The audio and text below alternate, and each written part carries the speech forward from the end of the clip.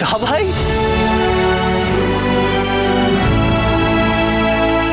কিরে কেমন সারপ্রাইজটা দিলাম বল?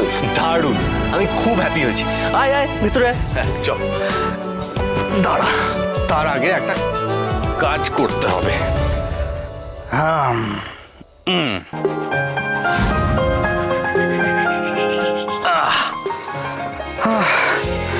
দেখ, মমকে তো বলা যাবে না যে আমি তোর এখানে এসেছিলাম, তাই নো ফোন, নো ঝামেলা, নো উৎপাত।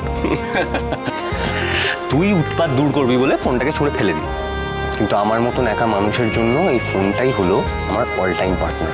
এই কে বললো তোকে তুই একা? আরে বাবা, আমি তো আছি, তো দাদা তো আছে। আচ্ছা শোন, আজ আমরা দু ভাই মিলে জমি আড্ডা দেবো, কেমন? আর যদি মম ফোন করে?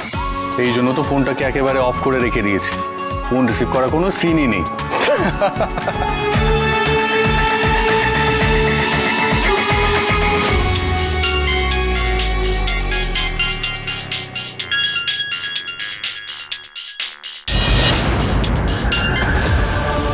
হ্যাঁ স্যার। রাগিনী চ্যাটার্জিকে সামনে থেকে দেখলে? হ্যাঁ স্যার, কিন্তু আপনি আমাকে ওনার... ভালো করে দেখেছো তো সবকিছু? হ্যাঁ স্যার, কিন্তু আর কাকে কাকে দেখলে সরোজিনী? না মানে স্যার সেভাবে... চোখ কান খোলা রাখো সরোজিনী। তুমি নিশ্চয়ই এখনো তোমার মা বাবার খুনিকে শাস্তি দিতে চাও? হ্যাঁ স্যার। নিশ্চয়ই তোমার হারানো দাদা আর বোনকে খুঁজে পেতে চাও? হ্যাঁ স্যার। সেটা চাইলে অন্য কোনো দিকে মন না দিয়ে নিজের লক্ষ্যে স্থির থাকো, নিজেকে তৈরি করো সরোজিনী। আমার জীবনে এই একটাই লক্ষ্য স্যার। কিন্তু স্যার একটা কথা আমি ওই অনুষ্ঠানে গিয়েও বুঝতে পারলাম না, রাগিনী চ্যাটার্জির মতো একজন শিল্পীকে লক্ষ্য করে কেউ গুলি চালাবে কেন? কে হতে পারে স্যার? মানে কে গুলি করতে পারে? কে? Hello hello sir, hello.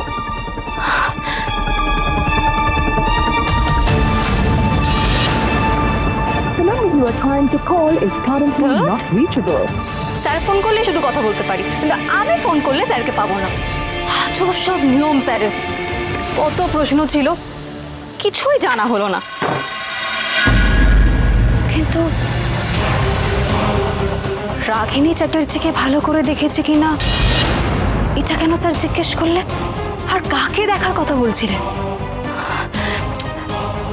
তার সাথে আমার মা বাবার খুনের কি সম্পর্ক?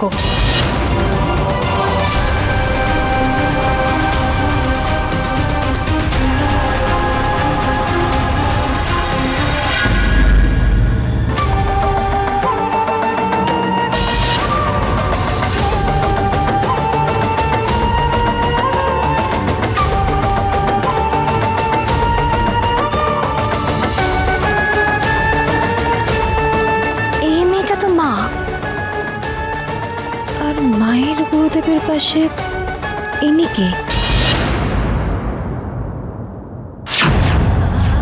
আর আজ যে গানটি আমি গাইব, সেই গানটি আমার খুব কাছের একজন মানুষের অত্যন্ত প্রিয় একটি গান। কাল তার জন্মদিন।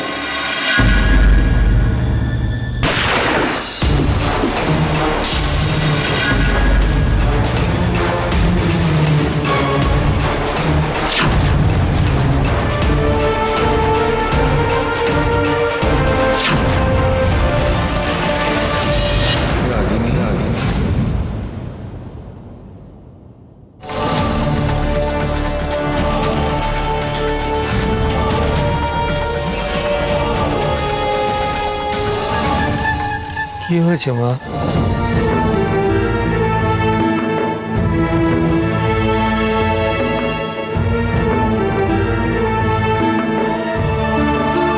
শান্ত হও। নিজের সন্তানদের দূরে ঠেলে সরিয়ে সৎ ছেলে মেয়েদের কাছে টেনে নিয়েছো। জীবনে অনেক কষ্ট করেছো, কিন্তু এখনো অনেক লড়াই বাকি।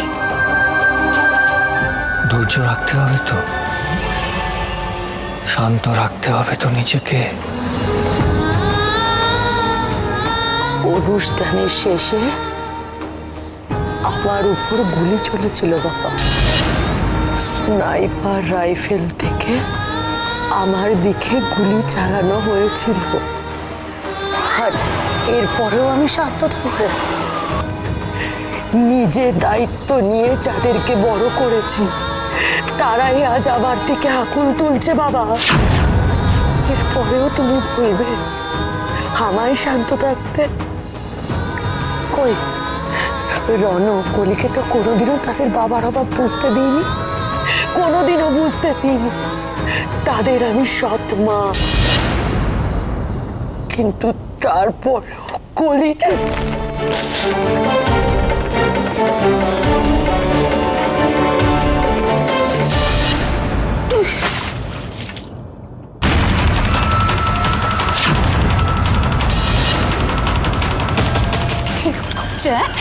এগুলো করেছি রক্ত রক্ত রক্ত রক্ত। তুমি খুন করেছো, তুমি এই মেয়ে, তুমি খুন করেছো, তুমি একটা লিমিট আছে।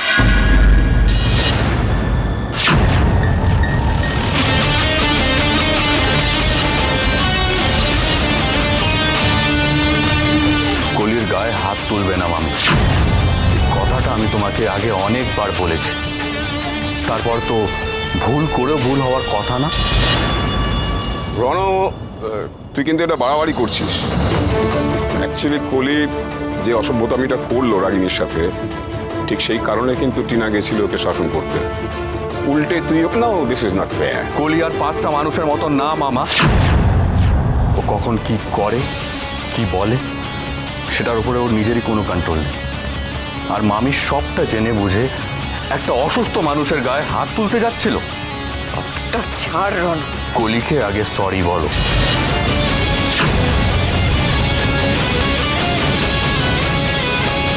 সরি বলবো? আমি ওকে সরি বলবো? হ্যাঁ,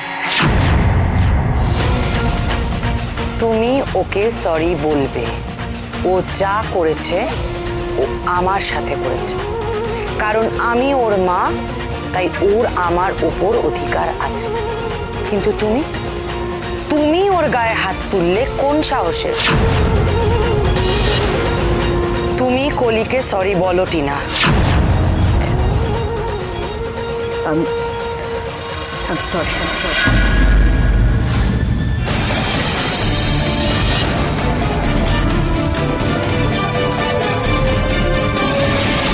আমার নিজের মেয়ে আমার থেকে অনেক দূরে চলে যাচ্ছে।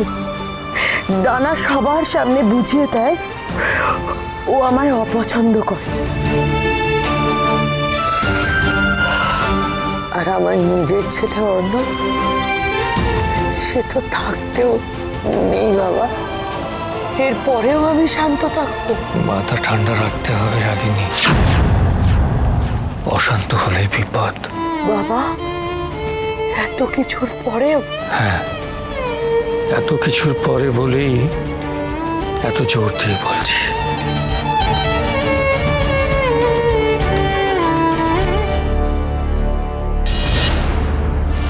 Sniper attack? না, ডোন্ট টেল মি তুই এইসব ব্যাপারে কিচ্ছু জানিস না। না, আমি তো ক্লাসে ছিলাম। কেন, কার কি হয়েছে? মম বর্ধমান রাজকুঞ্জে ছিল, সেখানেই মমের উপরে অ্যাটাক হয়।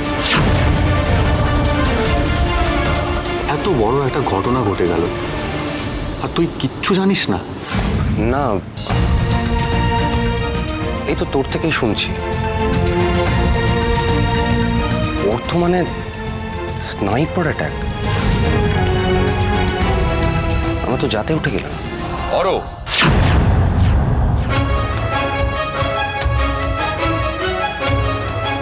এত বড় একটা ঘটনা শুনেও রাগিনী চ্যাটার্জিকে সাবধানে থাকতে বলিস। উনি এত বড় শিল্পী, এত বড় ব্যবসায়ী, ওনার কোনো ক্ষতি হওয়া মানে তো দেশেরও একটা বড় ক্ষতি, তাই না? ব্যাস এইটুকুই। মমকে নিয়ে তোর চিন্তা হচ্ছে না? সেটা নিয়ে আর কে মাথা ঘামাচ্ছে দাদাই?